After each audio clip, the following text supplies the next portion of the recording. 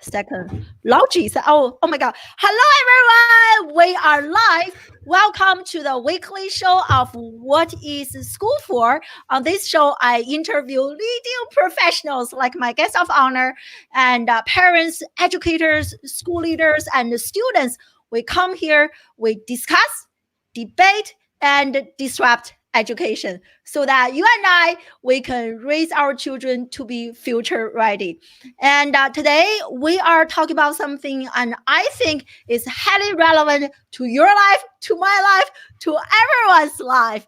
That is what recruiters are actually looking for when they are hiring people. It is something that I just want to crack their brain to like, hey, what are the things you are looking for? So I can give it to you. And especially in terms of children, our young adults who are getting ready to be on the job market. And so I can't wait to learn more about this topic from the one and only Joel Lalgee. I don't know if that's how to pronounce your last name. You nailed it. Okay, good. Have to Well thank done. Google. And those of you who don't know who Joe is, he is, first of all, a LinkedIn superstar. I have learned so much from him, from following him on LinkedIn, and that is just the free content. I can only imagine how much people can gain if they choose to work with you. And Joe is a headhunter and also an experienced talent acquisition consultant. And so excited to have you on the show, Joel. And I can't wait to learn more about this. So welcome to the show. And by the way, we are live on LinkedIn. We are live on Facebook, Periscope, and on YouTube. So let me know where you are joining me live from. And because I host a number of shows and people get confused, so I have just created a WhatsApp group to just send you reminders before I go live. So if there's no spam, nothing, I don't do anything in that group. So if you are interested in receiving reminders before I actually go live, so just in the comment section, write down WhatsApp. I will send you the link later. So anyway, without any further ado, Joe, welcome to the show. It's so great to be here. And this is the first time I've streamed on multiple platforms like this. So that's a first. That's awesome. I'm super excited.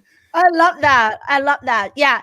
And so anything you want to add to my very brief introduction so we get to know you a little bit more? And I'm just going to check people's comments on my phone. I'm not looking at anything else. Just want to let. Perfect. And it's okay. So a little bit about me. I have been in the recruiting space now for about 5 years. And prior to that, I was in the financial industry. I worked in retail banking, and I kind of moved my way up from sales position to underwriting and mortgages and overall people management. So I did do some recruiting while I was in the banking industry. But the financial industry for me was very rigid. It was very in the box, and I'm an out of the box type person. So I had the opportunity to get into recruiting, and a friend of mine started a recruiting firm, and he was looking for people that just think differently and had a passion for people. And I think both of those are really in line with my personality. So I love connecting with people. It's part of the reason I love LinkedIn. It's part of the reason I just love recruiting is you get to connect with people.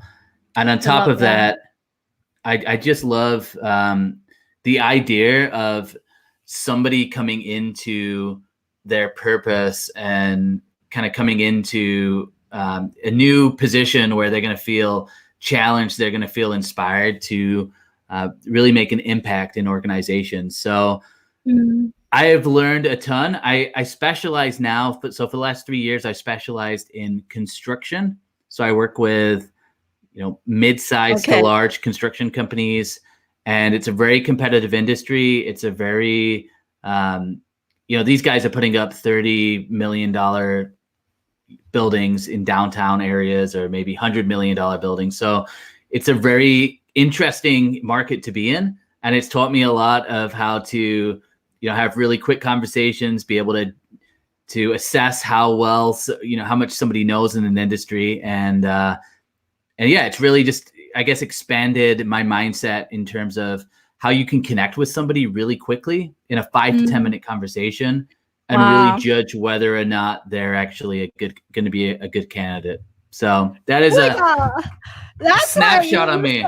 You sold yourself. I want to learn that. So we'll definitely, and some of my questions are related to that. We definitely want to learn how to do that within such a short period of time. But before we dive into the topic, I noticed on LinkedIn, you call yourself a human headhunter. I was like, wow, that's so interesting. That is actually the first time I heard someone, a human headhunter. So why do you add that? And how does that make you different than a regular headhunter? Like, what makes you like what does that even mean? Like what's the meaning? I know, I've kind of gone back and forth with that in terms of, it kind of sounds like I'm hunting humans, which I am. I think what I'm wanting to emphasize is the recruiting industry's got a really bad name, particularly the third-party recruiting agencies, because the fees that are associated with this industry are typically really, really high. And what that's done is it's turned a lot of people who are third-party recruiters into, they're chasing their next placement, they're chasing their next fill, and they're chasing their next bonus. And what it's done is it's kind of commoditized people.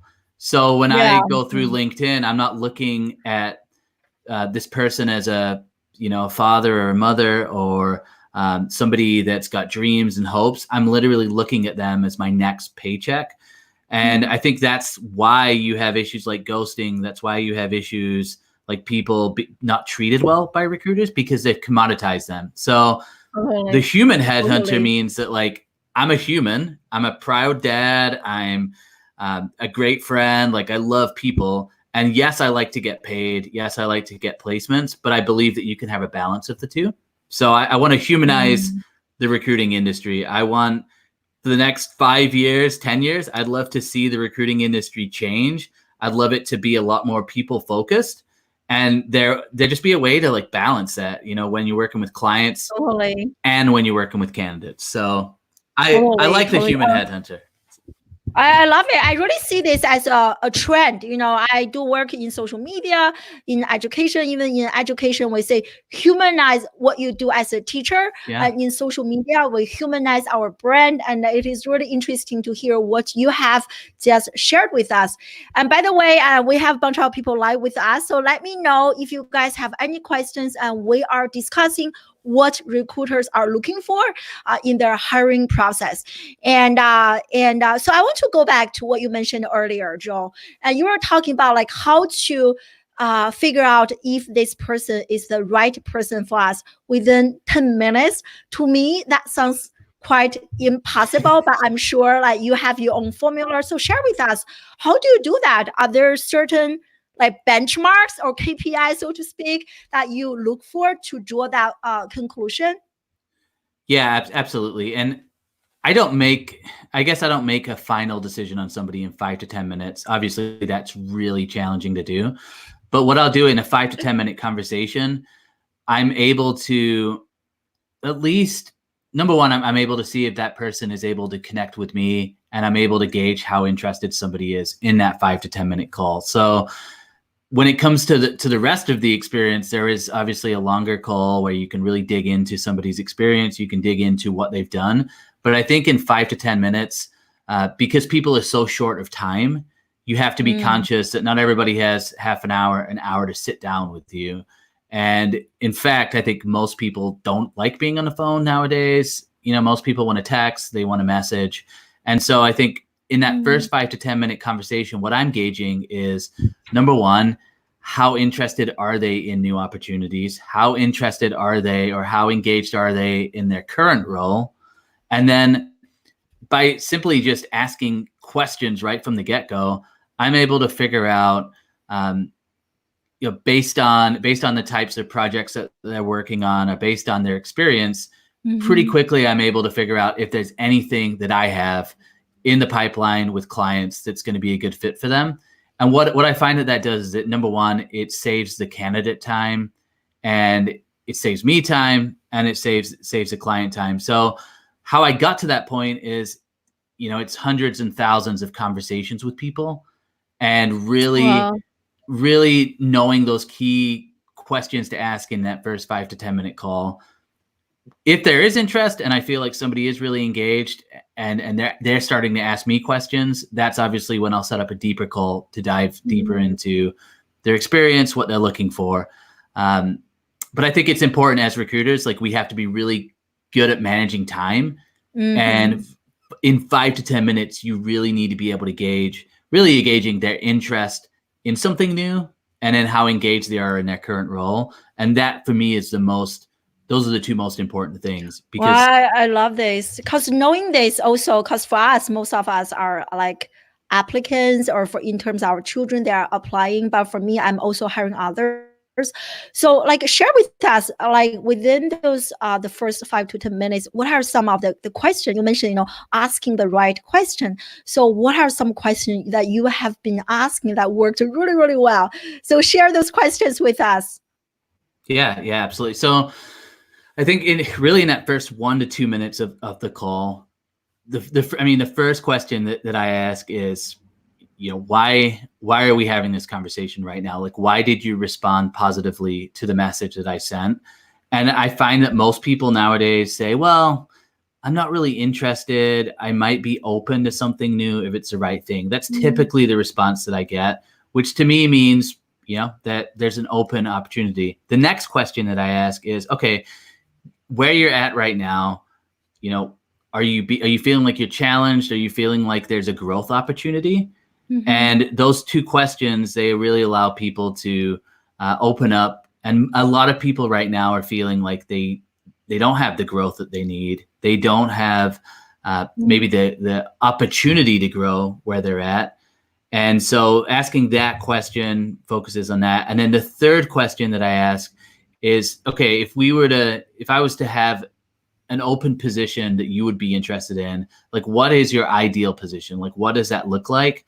And I find that within that last question really opens it up, and they really start to dive into like what exactly they're looking for. And so then at that point, once I've got that information, that's actually enough for me to figure out, do I have anything that matches?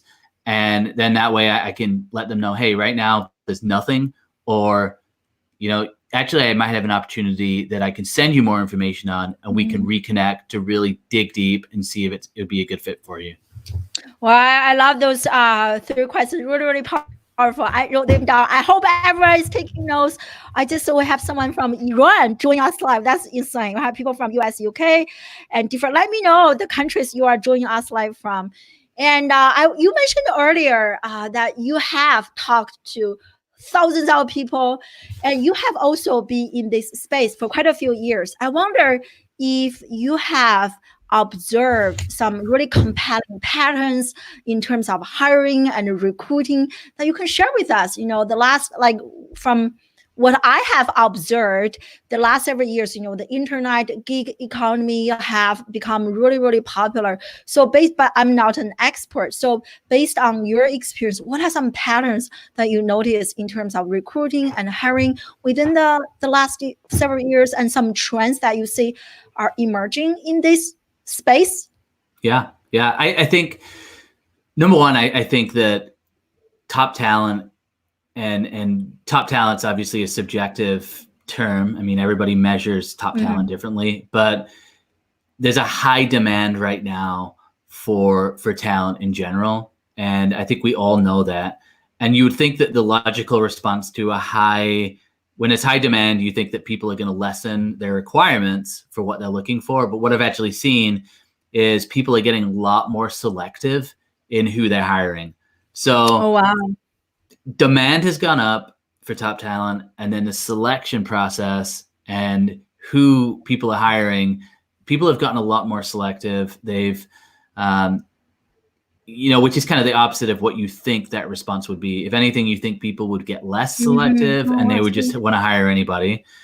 And then the other thing that I found is over the last 3 to 5 years is because of I think because of where the job market is and because there's a talent shortage, it's gotten a lot more competitive.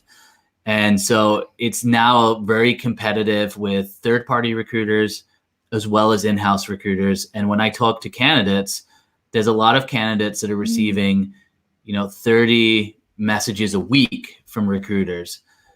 So those are a couple trends in terms of the demand. I think in terms of communication, I think that, email and in-mails are still pretty popular, but I think text messaging has emerged as a great way to reach candidates.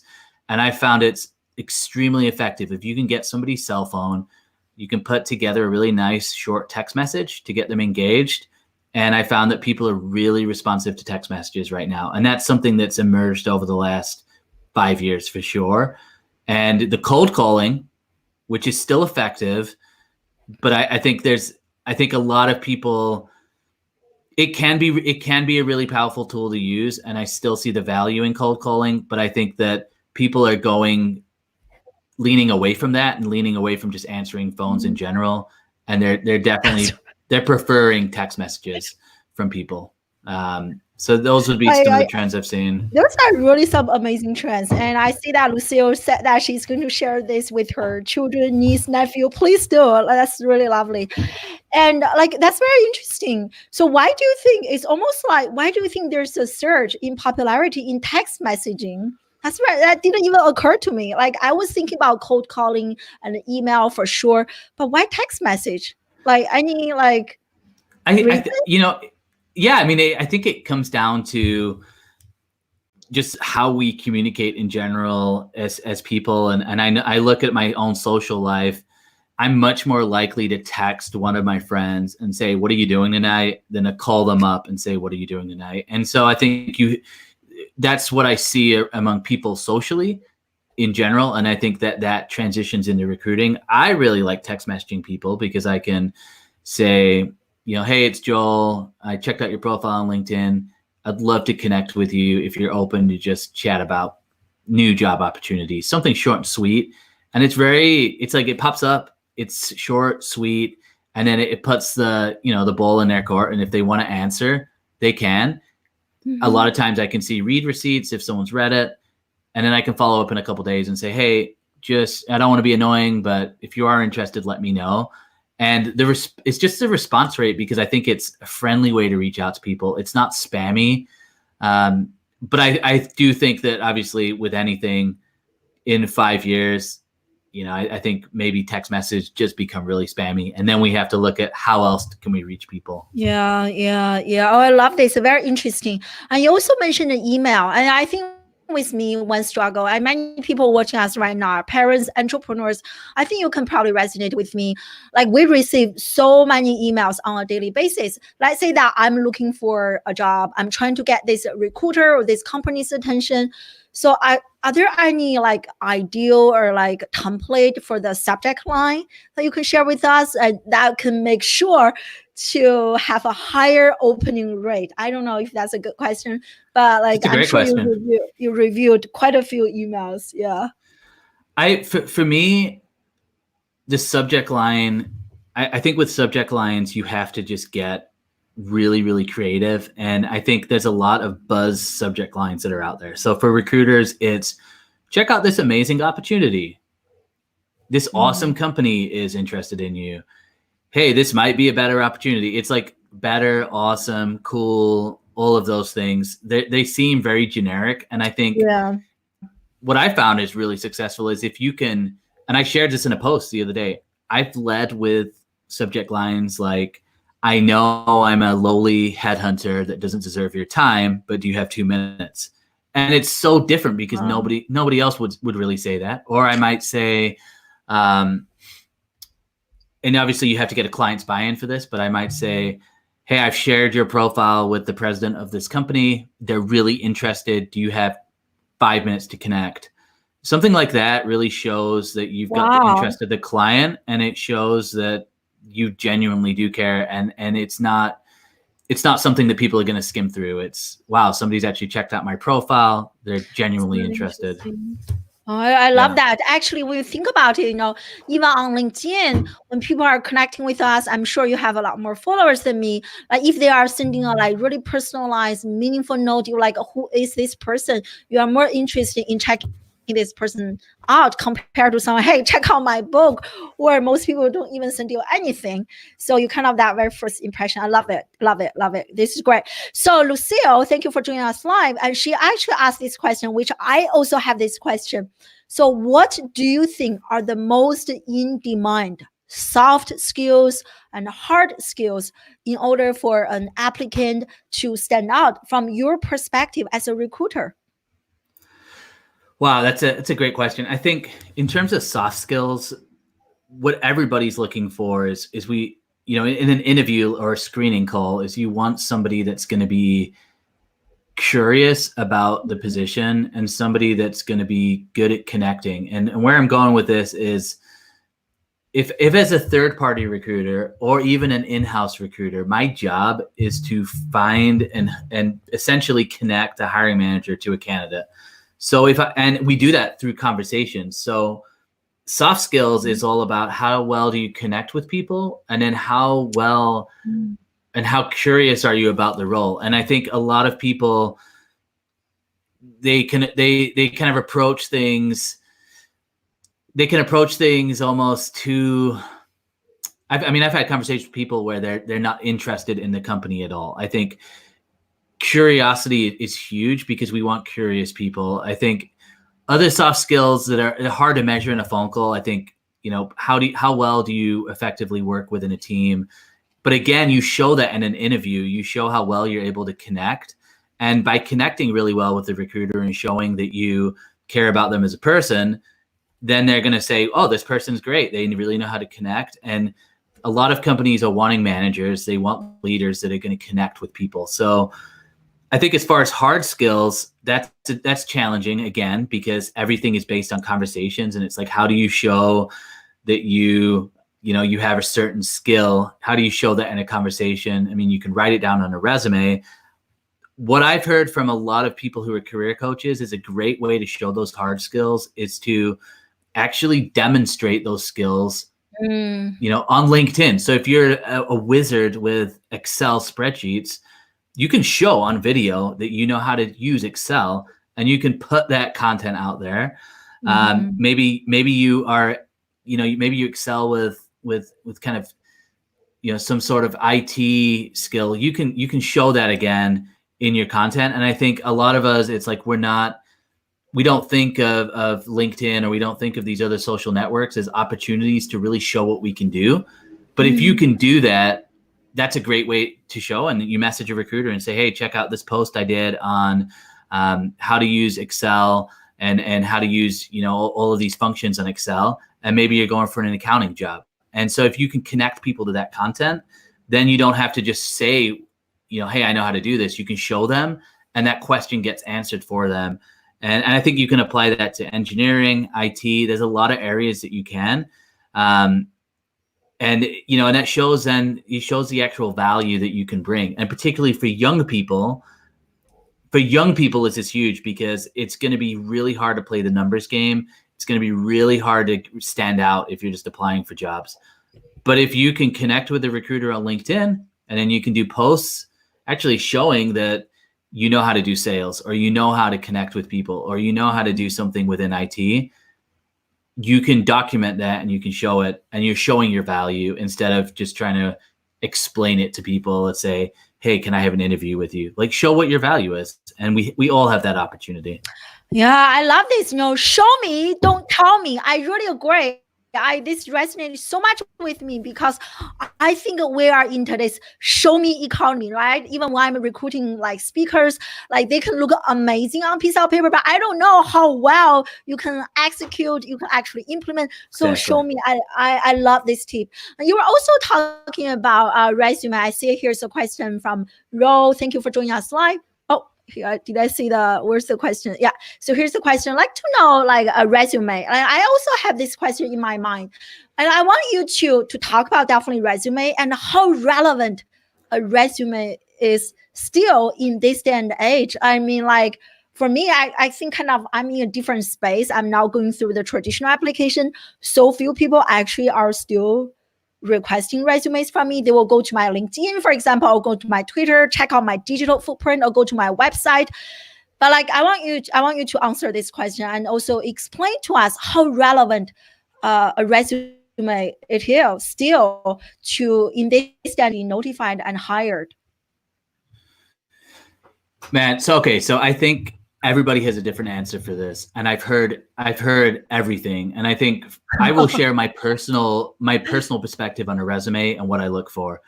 On a resume, there's two things I look for. I'm looking at where you work right now, how long you've worked there for, and then how long you were at your previous company. So I'm basically doing a 5-year snapshot of what you've been doing for the last 5 years. That's what I gravitate towards. I don't look at skills. I don't look at any of that. I look at where you worked, what your position is. And as anybody who's in an industry should be somewhat knowledgeable about that industry. So for example, if I work in construction. So if I see that somebody's a project manager and they've been a project manager for the last 3 years, I'm going to know based on that company and where they work, I'm going to have an idea of what their role is already. But what I'm looking at is how long you worked, how long you've been in your current job, and how long that last job was. That's what I gravitate towards. I think 15 to 20 seconds, they say, is how long people spend looking at resumes. And you can't get away from that because they do a scan. And so I think the resume is obviously important, and you should have a well thought out resume for sure. But a lot of it is subjective on how much weight that interviewer puts. So for example, I've worked with hiring managers that they love the resume and they want somebody to bring it so they can talk about the resume. I've also worked with other hiring managers that are kind of like how you described, where they're like, oh, I don't care. Just give me that LinkedIn profile. That'll be enough. So it's really hard to say, like, hey, for sure the resume doesn't matter, or it does. But I think you've got to prepare for it to matter, because there are still people that put a lot of weight into it. At the same time, I think if your technique is just applying to jobs online, that's not enough. And that's where you've got to look at showing your value again, showing what you can do, and connecting with people in the organization, not just recruiters, but anybody at that organization that you might work with or that you might be working with. And that's going to be more effective. So I think the question was like 1 page, a 2-page resume. In my mind, the 2-page resume is kind of like an ideal length, or like what should we write our like ideal version of an ideal resume, so to speak. Yeah. I think again, it's so subjective, and there's not 100% answer. And anybody that tells you that they've got like a magic resume key, I disagree with that. I think if you've got, if there's relevant information that takes 2 pages to communicate, then communicate that. If you can get everything into 1 page, great. But it's going to be subjective to what that hiring manager prefers. Some hiring managers are really detailed, so they're going to want detail. Some aren't detailed, so they're not going to care as much. So I would say just experiment and try different things. And, in your job search, whether you're in, sales, marketing, recruiting, we have to be able to adapt, and you have to be able to change things up. So if you notice that your 2-page resume isn't working and it just isn't getting you anything, then switch to the 1-page resume and try it out. If you notice that isn't working, just continue to try things out. Maybe it's a certain format that doesn't work. You have to just be willing to switch things up. But I think a lot of the career coaches that I talk to, a lot of the resume coaches, it all comes down to the fact of, if you really want to get into an organization, you have to connect with the people, and you have to almost backdoor your way into being a referral. And I think that's what they're not teaching in school. That's not what people are taught in general. As a recruiter, I lose most of my deals. Most of my clients will say, hey, we filled this internally. It was either somebody internally or it was a referral that somebody knew in the organization. And that proves the point that it's getting to know people within your organizations that you're looking to get into. And for young people, I'd say if you apply somewhere, reach out to, people within that organization and try and connect with them. Try and again, show your value as much as you can on social media. and be creative. I think everybody's Mhm. doing the same things. And so if you can be that person that's doing different things and you can be creative, it's going to go a long way. Now, how do you get to that point?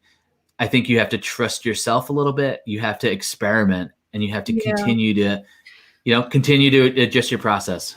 Totally, totally. I love this comment from Lucia, and like different industry prefer different things. And Vicky, who just joined us live, also mentioned that her daughter was applying for some position for PA assistant position, and they're still looking for a resume. And it also reminds me of my conversation with another guest on Wednesday, and he shared with me, and they are like a marketing PR advertising agency. So he was looking for candidates in graphic design. And he was like, wow, when I was looking at all the resumes, they were so boring, so traditional. Like, he was like, I'm looking for positions, people in graphic design. So when you are applying for position in graphic design, you probably have to be a little bit outside of the box, so to speak, right? To Totally. grab, like, to show like, hey, I graphically designed my resume. So I think, yeah, so I love like comments, yeah, like depending on industry, and figure out ways to be different, to be noticed. Yeah. Well, I love the example. So when I was first starting out and I was looking for my internship, I wanted a sales internship. And so I applied for a position at a company.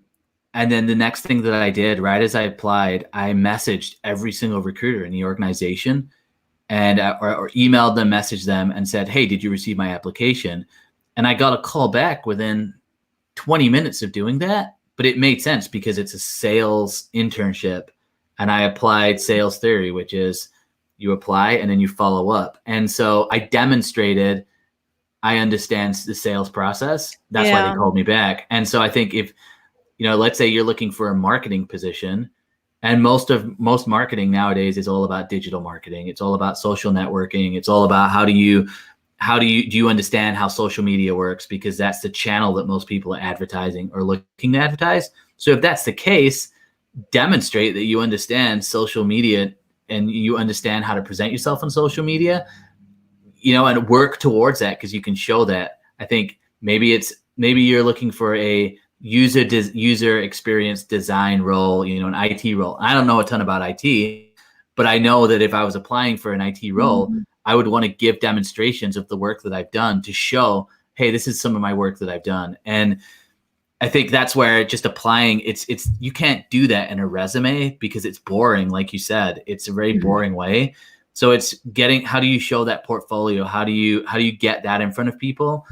And I believe that there's a massive opportunity to do that on social media. And maybe it's not just LinkedIn, maybe it's Instagram, maybe it's other Totally. social media avenues.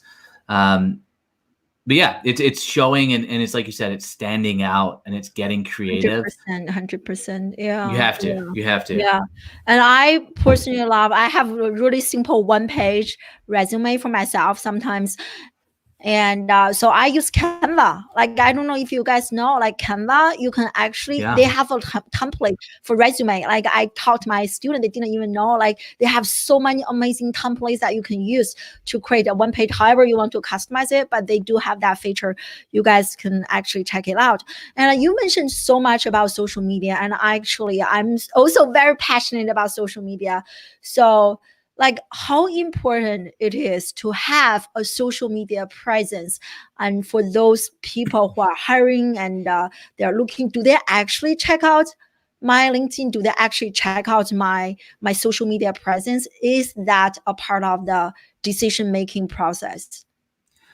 I think I don't want to say 100%, but it's pretty high. I mean, I think if you've Wow. got a LinkedIn profile, they're for sure going to check out your LinkedIn profile. And the cool thing about LinkedIn is you can change your profile depending on what your goal is. So, if you're an Mhm. entrepreneur, you can obviously change your profile and you can really sell yourself on that. But maybe if you're looking for a job, you adjust your profile. It's important to understand that from a recruiting standpoint, when people are looking for top talent, 90% of recruiters are using LinkedIn to look for top talent for their next roles. So having the Wow. right keywords in your LinkedIn profile will help you. And for example, I have a lot of keywords Wow. in my LinkedIn. and I show up in 6,000 results a week for recruiters, which is a lot. I mean, it's a lot of times, but it's Oh my God. because the keywords are on there. I'm very active on LinkedIn as well.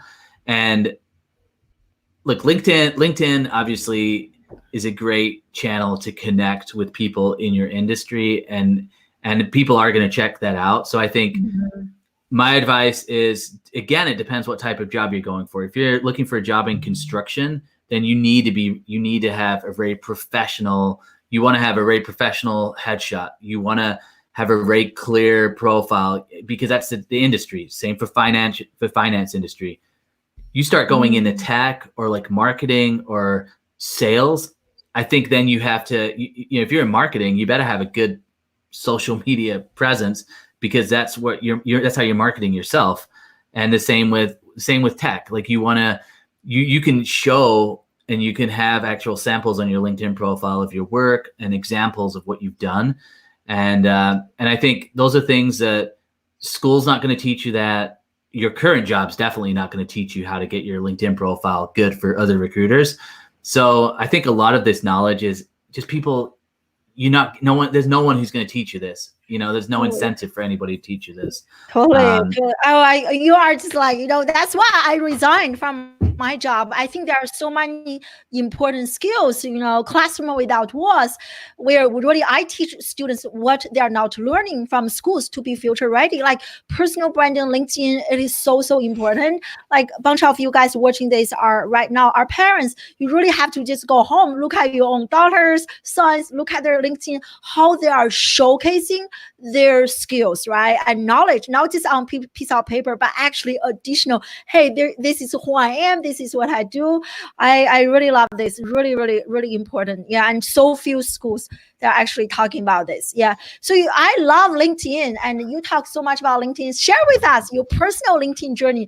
I know you started using LinkedIn when you were a student. Is that right, Joel? Student. Yep. That's so I was very, I was very lucky, I guess, to have a mentor who ended up becoming my CEO, and I just switched jobs. So he's my ex-CEO right now, but he's really big into recruiting. And so back in 2011, he said, you need to hop on LinkedIn, and you need to start building a LinkedIn presence. And at that time, LinkedIn was very different. It was definitely more of that resume bank, and there really wasn't that much content on LinkedIn. Obviously, over the years, it's changed, and I've been in the recruiting industry for the last 5 years. So I've watched video get introduced, watched these live feeds get introduced, watched a lot more emphasis on video. Like everybody's doing video, and content has become a lot more, a lot more prevalent on LinkedIn. So my own journey in terms of LinkedIn started in 2011, and I realized like I've got to connect with people if people are going to want to connect with me. Wow. So I've got to get to that 500 plus mark. That was my goal. And I reached that. And so I think I had like 3,000 connections within 3 months of being on LinkedIn back in 2011. After that point, I went into the banking industry, and there was no need for me to be on LinkedIn. So I took a long hiatus. And then 5 years ago, I jumped on LinkedIn again for recruiting. And so that's how I find candidates. That's how I connect with people. That's how I connected with sales prospects. And so LinkedIn really became a way it's just a prospecting source. Oh, totally. Yeah. Then fast forward to 6 months ago. So what are we, 2019, September, I realized that I was late to the show, but I realized that on LinkedIn, you could create content, and you could personal brand, and you could really share value.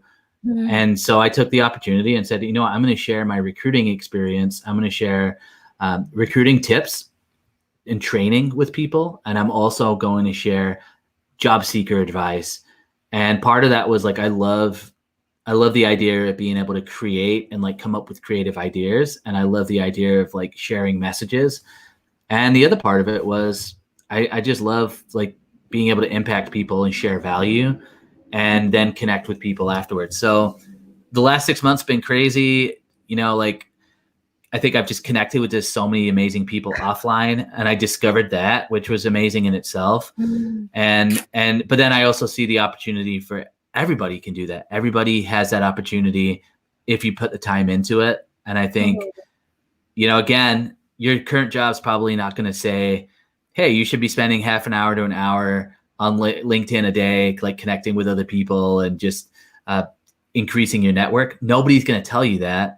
And then from my perspective, I was seeing people saying that all the time. And as a lurker, as somebody who wasn't involved, I was just like, oh, these are just marketing people, or these are just entrepreneurs.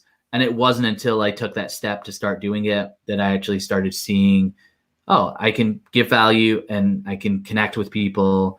I can start building new partnerships with people. And we all have that, and it's free. All it takes is time. Totally. Yeah. Like that was one of my misperceptions, right? Like when you think about you need a digital footprint, like maybe people who are in marketing, in like sales, in like fashion. But now I have discovered like plumbers on LinkedIn, like doctors on LinkedIn, lawyers on LinkedIn, and they all have maybe now 10 times, like their business, but they all have increased their business growth, visibility, thought leadership. And I'm pretty convinced that regardless of what you are learning, and you need some sort of social media to amplify and to showcase your knowledge. And I also want to go back. Yeah, what you mentioned earlier, you use a certain keywords in your LinkedIn. I was like, wow, that is so brilliant. And I need to check mine. So how do you know what are the keywords that people are using? Like what are some tools, or are you using any tools to identify those keywords that you can incorporate into your like LinkedIn, like regular content and your bio and your job description that you use? Yeah. So I'm actually on my LinkedIn page right now. I'm taking a look. So obviously I'm in recruiting, so that kind of helps me out to know like what people are looking for. But I have under here, skills headhunting. So if anybody put in headhunting into into the search, I'm going to do a screen share so it is easier for everyone can also see this. Yeah, keep talking. Sorry.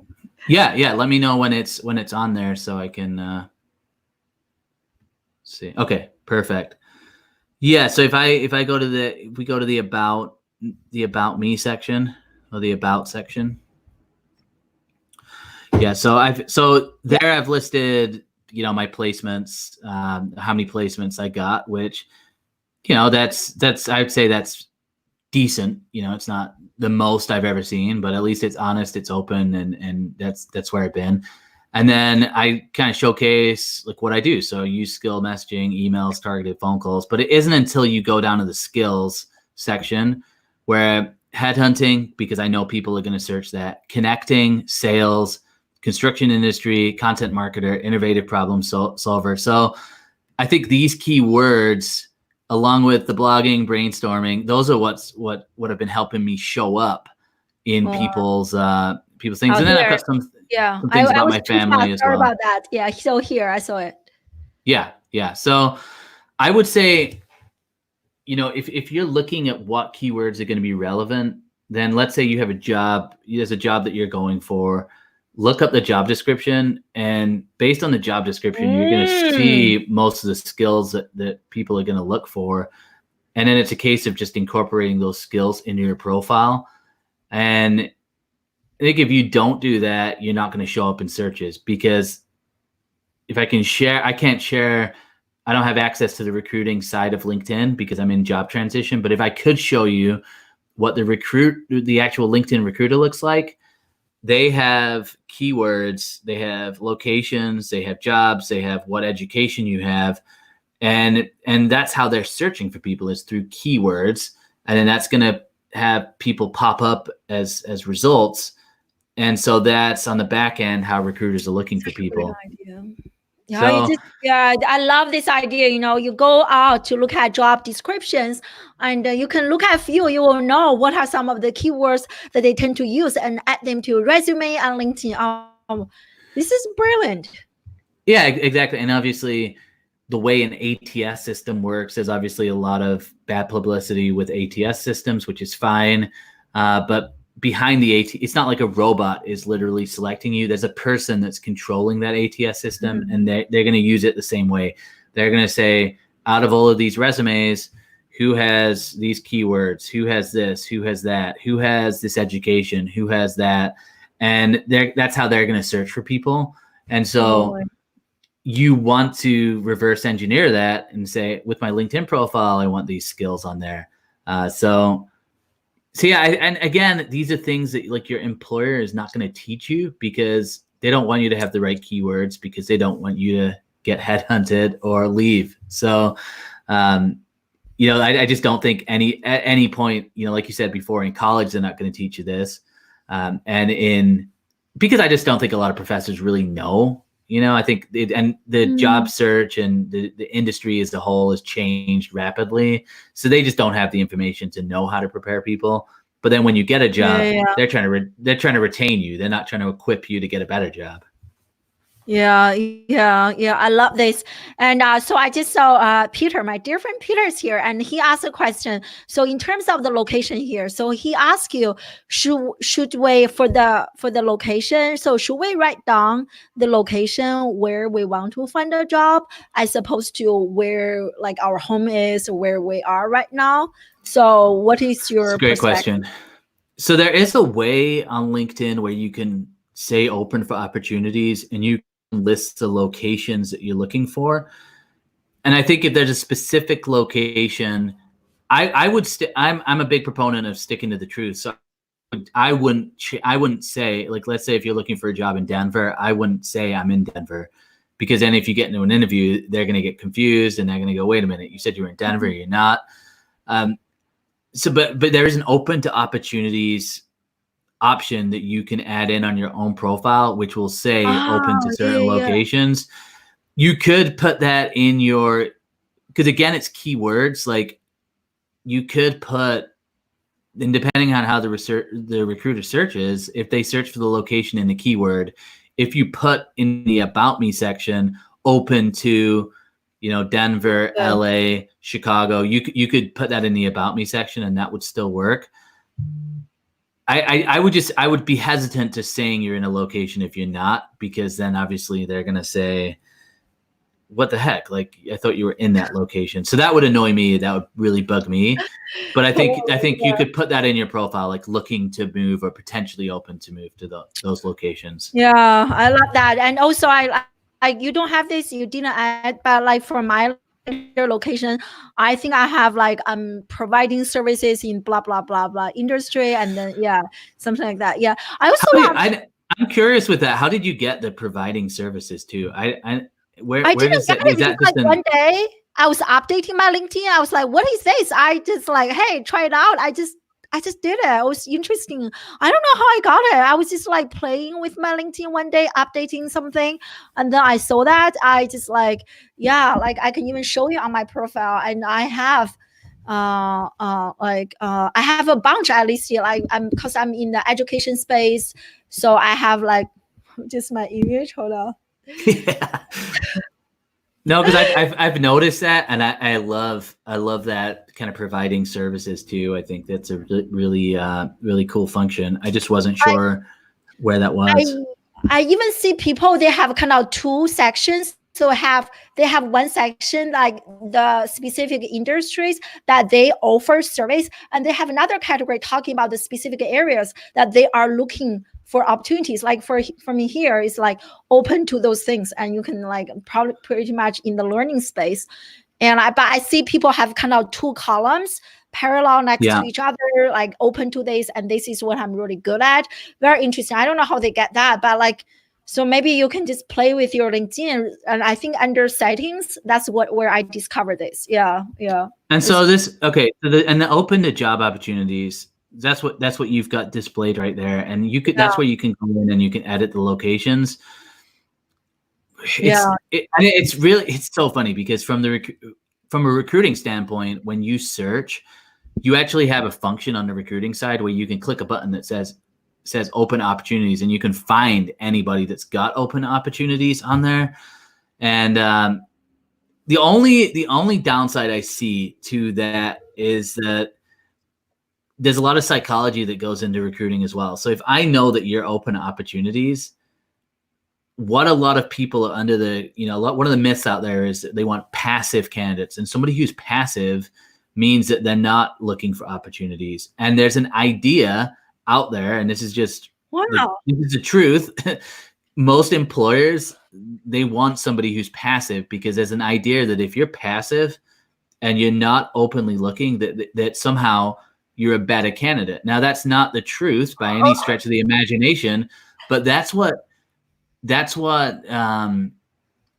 the idea in recruiting is we want passive candidates. We want candidates that are engaged in their job, that are doing well, that are getting promoted. And so that's where that open a job opportunities, sometimes it can be helpful and sometimes it can work against. And it goes back to what I said originally, whereas if you're looking for something and you've been looking for months, maybe it's time to switch things up, and that's something you can change. And I think you have to be able to just continue to switch things up, see what works, see what doesn't work, and not be, I think a lot of people go, oh, that's a great idea, now I'm going to do that, and then they never change it again. And it's like, no, keep switching things up, keep trying new things, keep trying to get creative, and eventually, you're going to see what works and what doesn't. And different things work for different people.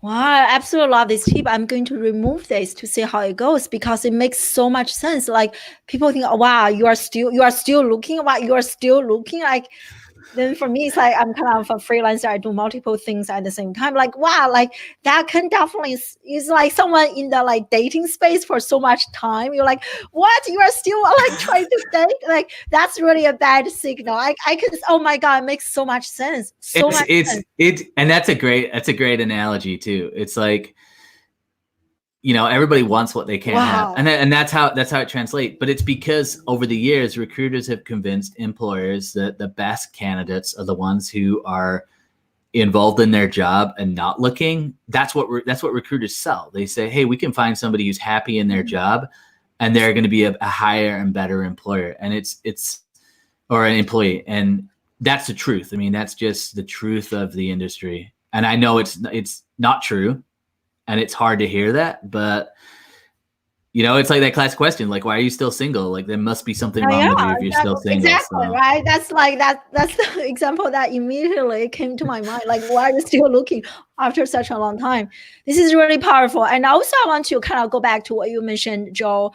Like here, I like the feature, I think would be a great way, thinking about now as we are actually talking, this idea just came to me. What if, this person can list their website or resume? So if this person is on the market, that's a great way. I'm on your LinkedIn. Hey, there's the resume. So this feature can be really powerful if you use that way. Another way to kind of sell yourself. Absolutely. And I would say that featured part, because I'm in a different season. Like I was looking for a job, or I was sort of looking for a job. I got reached out to, and now I have another job. So I'm not actively looking.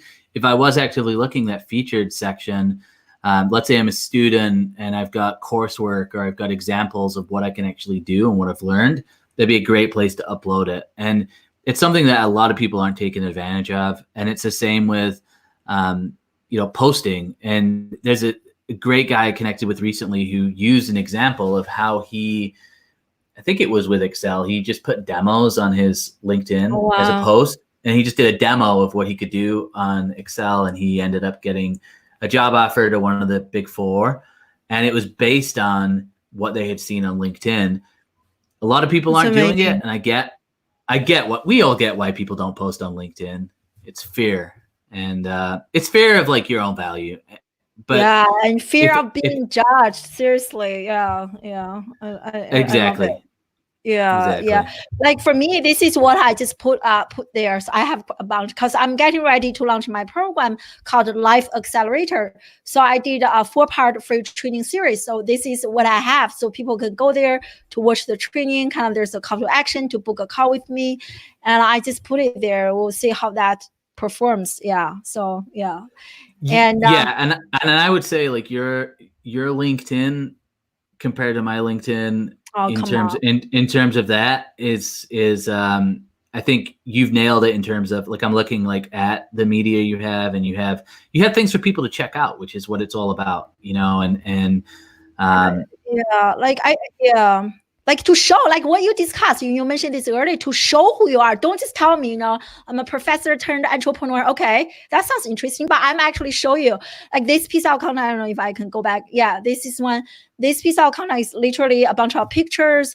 Instead of posting pictures, I just use this document feature. I don't know if you know this feature or if you have used. I love it. So I just like stacked a bunch of pictures. Took me like 20 minutes to create this together. And then they post, I love like, that. look, 50,000. It's still growing. Like people are still commenting. This was like 3 weeks ago. And to show my journey. So, but anyway, I love this. I love that. That is so cool. Yeah, and I love how, like Vicky also mentioned, how we're talking about open to services.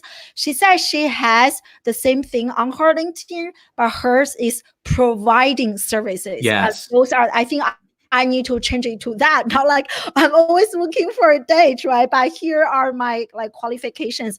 I asked her, Vicky, where she found that. So if she let me know, I will let you know. And so we'll see if this is something that everyone has or only certain people have. Yeah.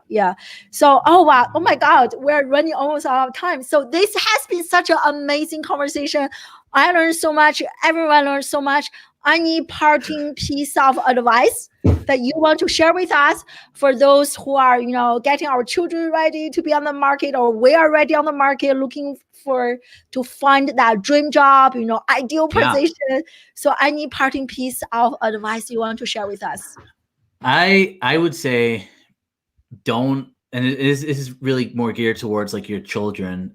Don't limit their creativity based on like what you think will work. And if your kid has like an idea about something, or they have something that they want to showcase that maybe seems a little bit outside of the box, encourage that, because that's going to really help them stand out.